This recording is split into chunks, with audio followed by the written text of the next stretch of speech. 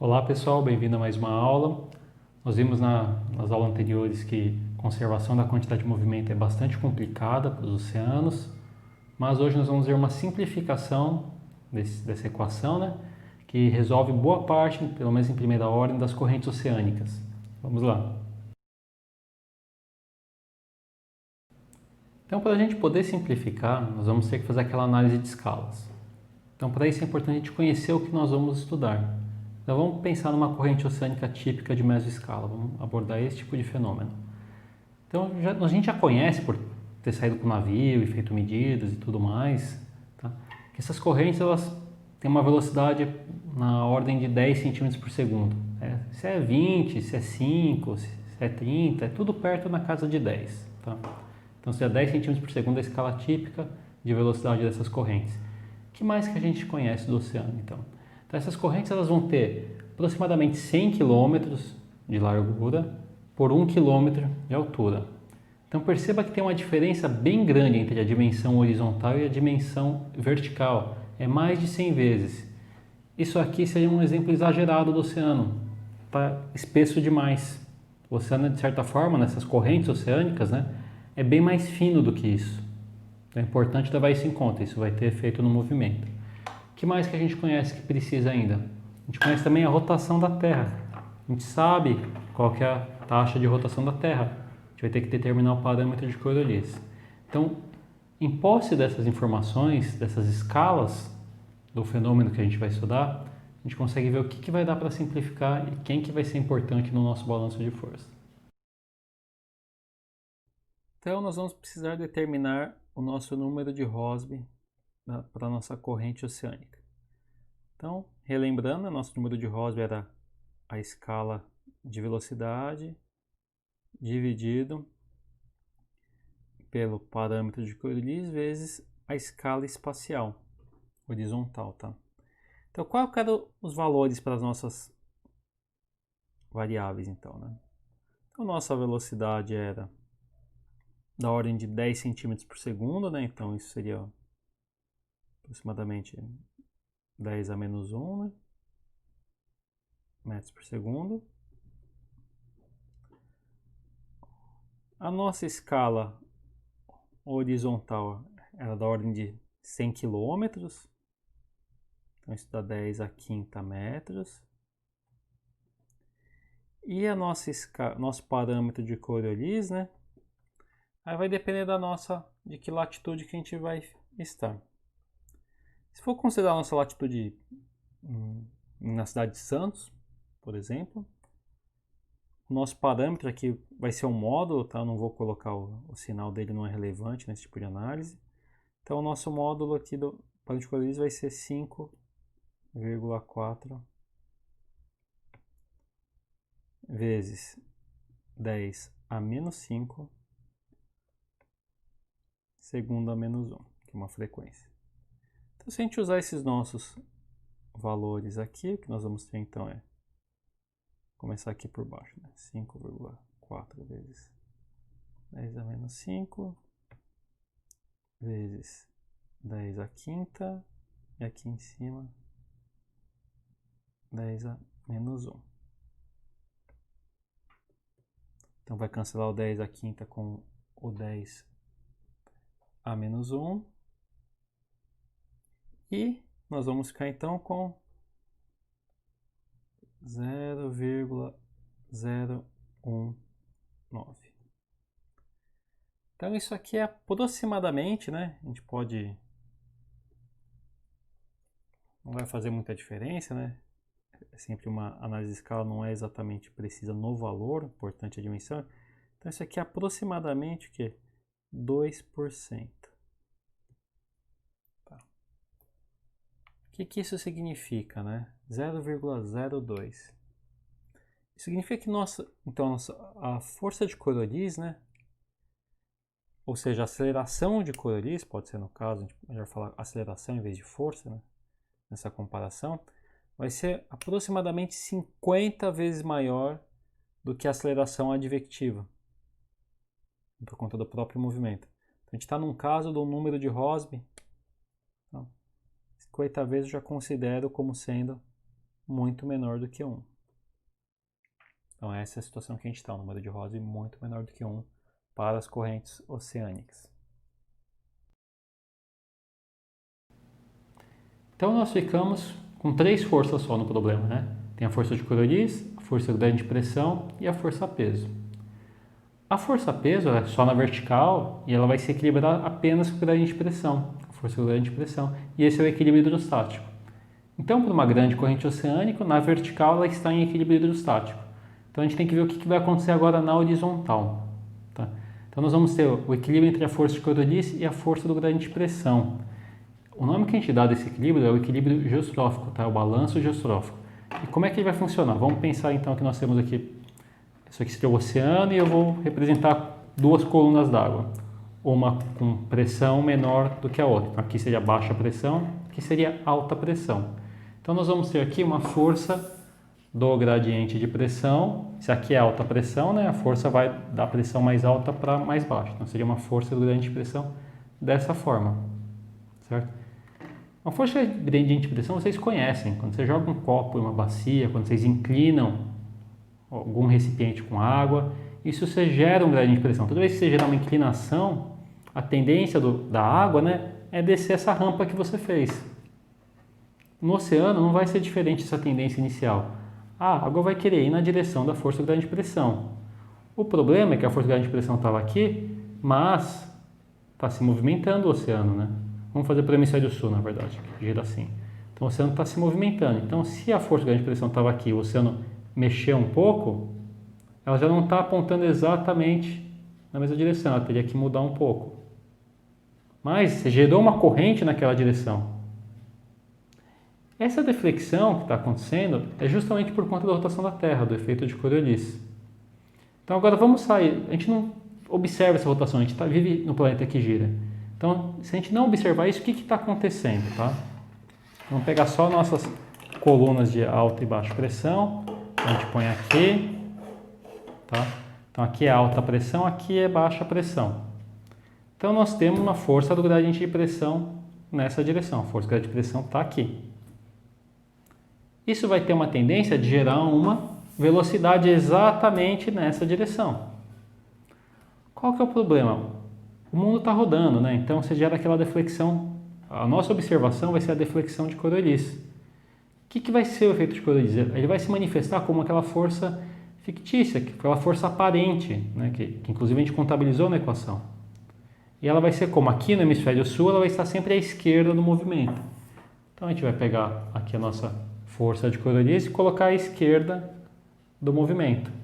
Então, o balanço resultante de força, tá, vai forçar, né, perceba que elas estão perpendiculares, a força de grande pressão com a força de Coriolis, e isso vai ter uma tendência a gerar uma força resultante inclinada, que vai fazer a velocidade mudar de direção.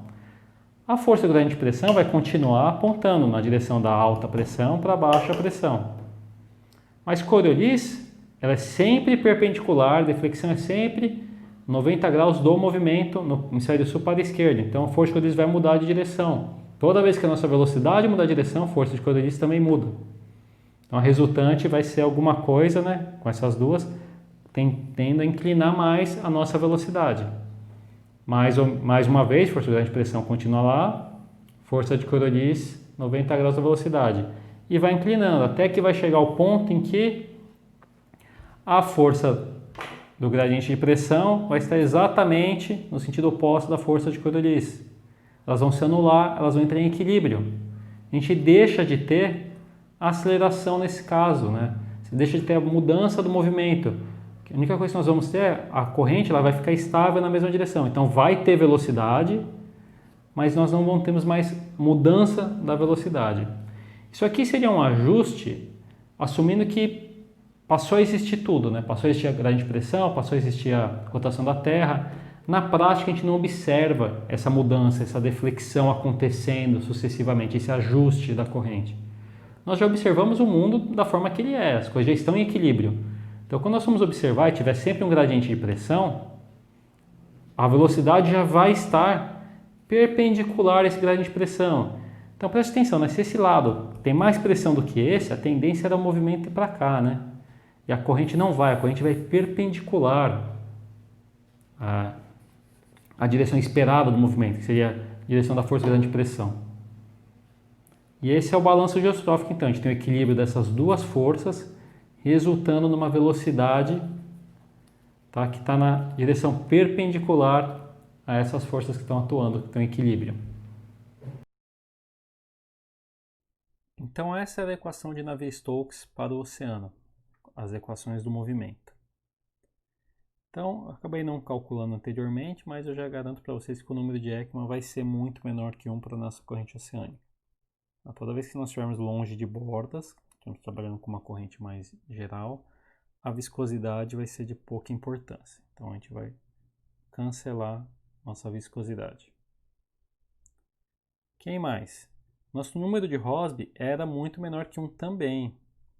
Então a aceleração de Coriolis era muito mais importante do que a aceleração local mais advectiva. Então esse termo também vai embora. Tá? Então essa vai ser nossa aproximação. A gente vai ficar simplesmente então com a aceleração de Coriolis, a força do gradiente de pressão e a aceleração da gravidade. Essa vai ser uma nossa primeira simplificação. Então agora vamos dar uma olhadinha, tá, em como é que vai ficar nas componentes. Então, na componente x,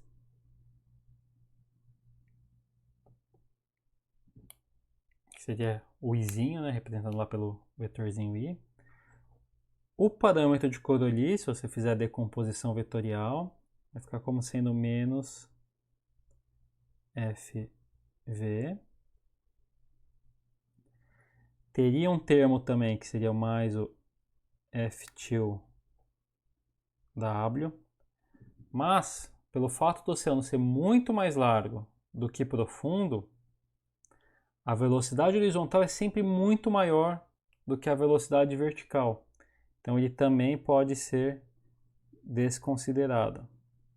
Então o termo de Coriolis fica sendo simplesmente menos FV. Isso é igual a menos 1 sobre ρ, o gradiente de pressão na direção x.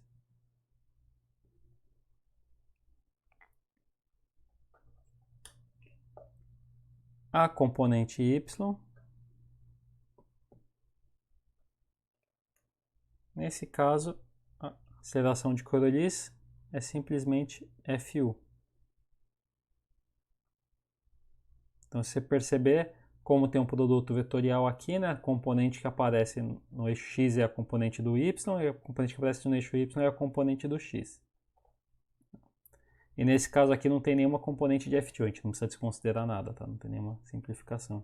É apenas isso mesmo. Menos 1 sobre ρ. Del P del Y vai ser a componente da força do gradiente de pressão por unidade de massa, né, na direção Y. E por fim,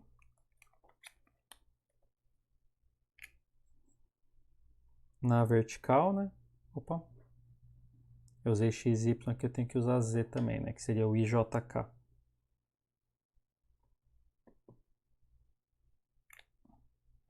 Na vertical, nós teríamos um menos F2U da componente de Coriolis, né? Da aceleração de Coriolis, mas isso aqui vai ser muito, muito, muito pequeno comparado com quem?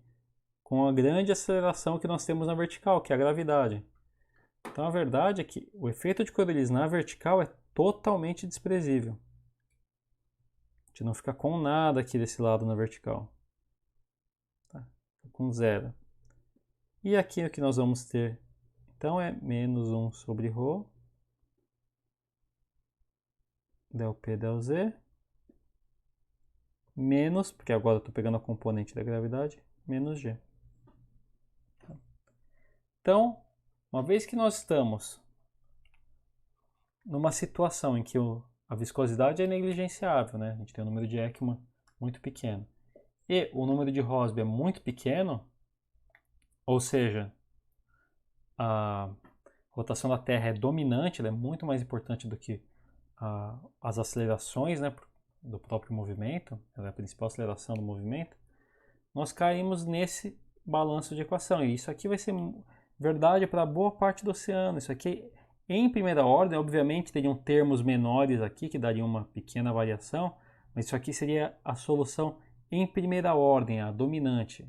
O jeitão básico do oceano é através dessas equações. Então, essas aqui são as equações do movimento geostrófico, ou simplesmente as equações geostróficas.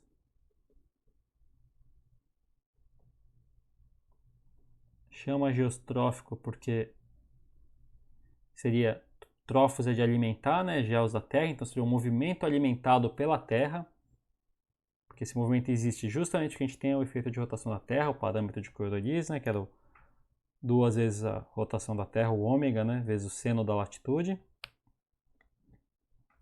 E o equilíbrio dessa força de Coriolis com a força do gradiente de pressão na horizontal. Esse é o nosso equilíbrio, então, geostrófico, balanço geostrófico, nada mais é do que o equilíbrio entre as forças, a força de Coriolis e a força do gradiente de pressão, representado por essas equações.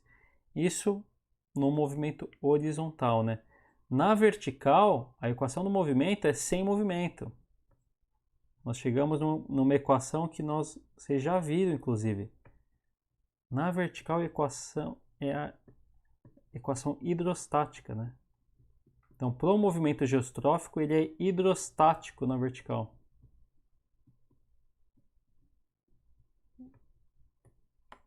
Isso aqui também é consequência das aproximações que a gente tem por conta das escalas envolvidas. E aí vocês vão perguntar, pô, então quer dizer que não existe velocidade vertical? Ela pode até existir, mas ela não vai vir das equações do movimento. Se vocês quiserem ter uma ideia como a gente pode estimar qual que seria a velocidade vertical, é através da outra equação, né, que nós não mencionamos, que é a equação da continuidade. Vocês se lembrarem que a água é incompressível, né? Isso aqui era o quê? Tem que pegar isso aqui e abrir, né? Aqui nós tínhamos os termos de divergência horizontal, mais a divergência vertical tem que dar zero. Então, se houver uma divergência vertical, nós teremos você vai ter que ter uma convergência na vertical e vice-versa. E essa é a única forma, então, de aparecer, né, de surgir uma velocidade vertical. Só quando estiver respeitando a continuidade.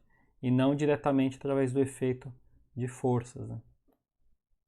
Tá? Então era isso que eu tinha para falar para vocês sobre o movimento geostrófico.